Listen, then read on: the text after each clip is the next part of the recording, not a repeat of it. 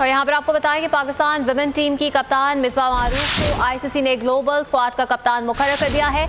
ICC का global squad Australia का दौरा करेगा और इस दौरे में ग्लोबल स्क्वाड बिग बैश टीमों से मैचेस भी खेलेगा। ग्लोबल स्क्वाड की कप्तानी मेरे लिए एजाज़ की बात है। बिस्मा मारूफ की जानिब से एजाज़ मिलने के बाद कहा गया कि ग्लोबल स्क्वाड की मेज़बान कप्तानी में अच्छी कारकर्दगी दिखाऊंगी। बिस्मा मारूफ की जानिब से ये कहा गया है।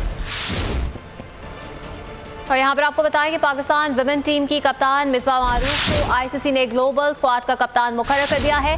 आईसीसी का ग्लोबल स्क्वाड ऑस्ट्रेलिया का दौरा करेगा और इस दौरे में ग्लोबल स्क्वाड बिग बैश टीमों से मैचेस भी खेलेगा। ग्लोबल स्क्वाड की कप्तानी मेरे लिए एजाज़ की बात है। बिस्मा मारूफ की जानिब से एजाज़ मिलने के बाद कहा गया कि ग्लोबल स्क्वाड की मेज़बान कप्तानी में अच्छी कारकर्दगी दिखाऊंगी। बिस्मा मारूफ की जानिब से ये कहा गया है।